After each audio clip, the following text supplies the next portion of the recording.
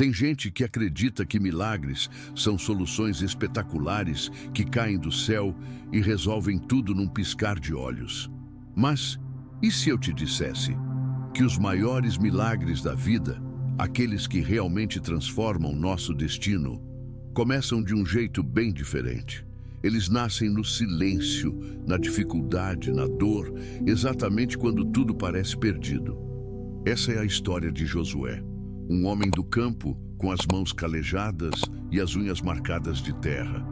Daqueles que não sabem explicar sentimentos com palavras bonitas, mas mostram tudo no jeito de trabalhar. Josué sempre acreditou numa coisa simples: homem que tem família tem uma missão. E ele cumpria a dele como sabia, acordando cedo, pegando no pesado, voltando para casa com o corpo cansado e a consciência limpa. Até que um dia ficou sem trabalho. Não aconteceu de repente, como um raio, foi como a seca. Primeiro a água diminui, depois o chão racha, e quando você percebe, já não tem mais nada. A fazenda onde ele trabalhava diminuiu a equipe.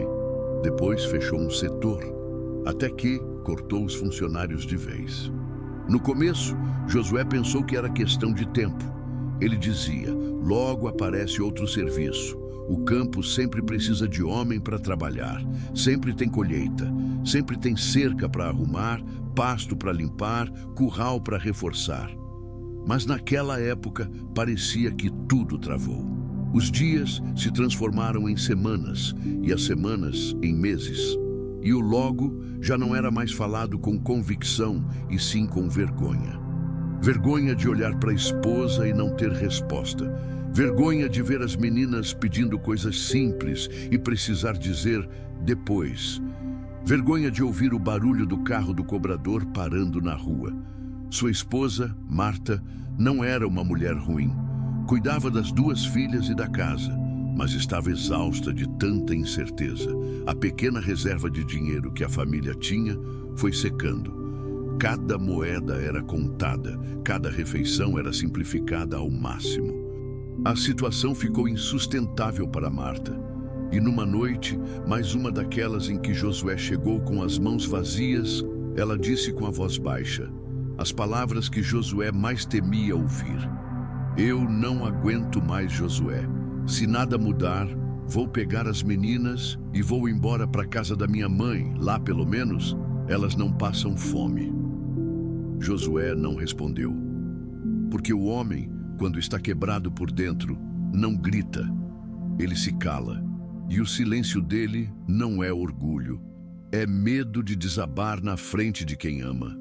Naquela noite, ele foi para o quintal, sentou no degrau, olhando o céu escuro. O vento batia na cerca. Ao longe, um cachorro latia.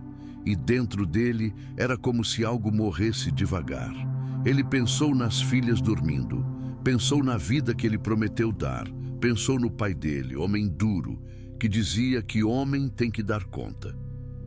E pela primeira vez, Josué sentiu uma coisa que ele nunca tinha sentido: a sensação de ser inútil. Não era tristeza comum.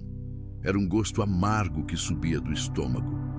Ele olhou novamente para o céu e, num impulso, disse baixinho, sem ensaiar: Deus, eu não sei mais o que fazer.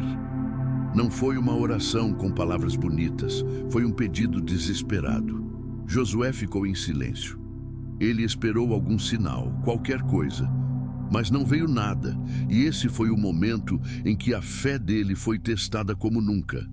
Porque fé de verdade não é a que você sente quando tudo vai bem. Fé de verdade é a que sobra quando você está no fundo do poço e não sente nada. Josué se levantou, entrou, deitou ao lado da esposa e ficou olhando para o teto. Ele não dormiu. Não porque a mente estava acelerada, mas porque no peito dele havia uma pergunta que doía. E se não acontecer nada? E se eu não conseguir? E se eu perder minha família? No dia seguinte, cedo, ele saiu antes de todos acordarem. Andou até a estrada de terra que levava ao centro da cidade. Na beira da estrada havia um posto velho, uma mercearia pequena e um ponto onde homens se reuniam esperando algum serviço. Era o lugar onde a dignidade de muitos era colocada à venda por diária. Ele ficou ali, junto dos outros. Homens calados, com olhos fundos, esperando alguém parar. Passou uma caminhonete, parou. Um homem desceu, escolheu 2 e foi embora. Josué não foi chamado. Passou outra, escolheu mais um. Josué ficou. E a cada caminhonete que sumia na estrada, ele sentia a esperança escorrer mais um pouco. No fim da manhã, restavam poucos. O sol já queimava forte. Foi então que um carro menor, antigo, parou devagar. Era um senhor de idade, bem vestido, mas com aparência simples. Ele olhou em volta como quem procura alguém específico. Os homens se levantaram rápido, com a esperança no rosto. O senhor fez uma pergunta. Quem aqui sabe mexer com cerca de arame e manejo de gado? Alguns disseram que sim. Era um trabalho comum na região. O senhor então completou. E quem tem disposição para viajar hoje mesmo para uma fazenda que fica longe?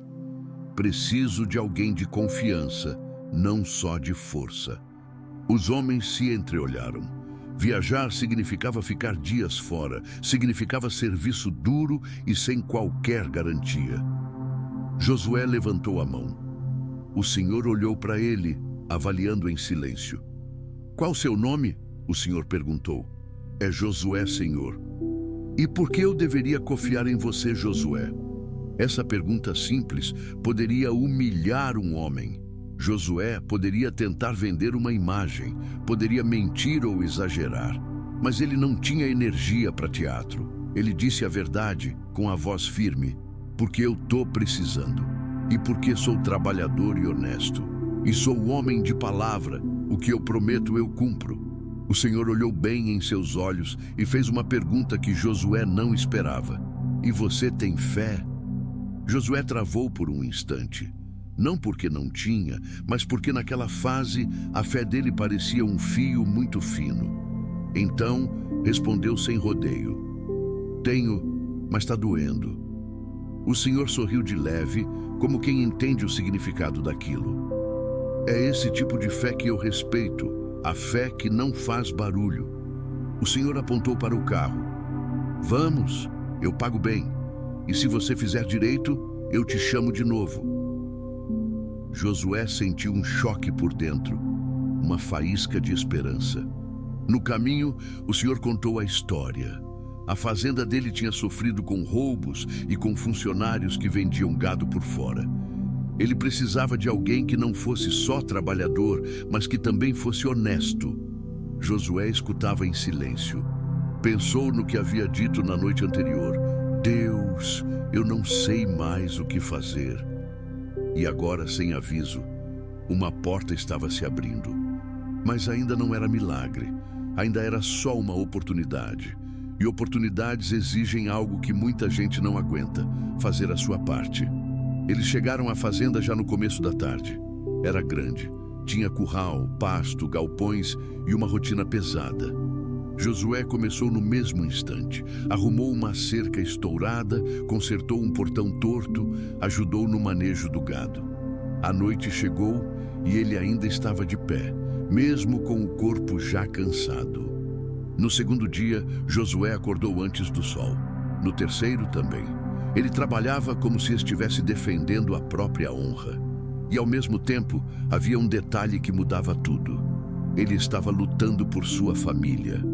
No quarto dia, o Senhor o chamou. Josué, vem cá. Ele foi. Eu vou ser direto. Eu preciso de alguém fixo aqui. Alguém que eu possa confiar a chave do galpão e a contagem do gado. Eu não posso ficar nessa de contratar e ser traído. Ele fez uma pausa. Eu vi você trabalhando e também vi você respeitando o lugar, respeitando as coisas. Você não tentou tirar vantagem de nada. Josué engoliu seco. O Senhor continuou. Eu quero te contratar fixo, com carteira assinada, com moradia aqui se precisar. E você pode trazer sua família. O salário é justo, não é riqueza, mas é sustento e é estabilidade. Josué sentiu os olhos arderem, mas segurou. Ele não queria chorar na frente daquele homem. Eu aceito, ele disse quase num sussurro. O Senhor assentiu. Então, tá decidido. Josué saiu andando devagar, parou perto do curral, encostou a mão na madeira áspera e respirou fundo. E naquele momento, ele não sentiu euforia, ele sentiu uma coisa mais rara, sentiu alívio. Pegou o celular com as mãos trêmulas e ligou para Marta.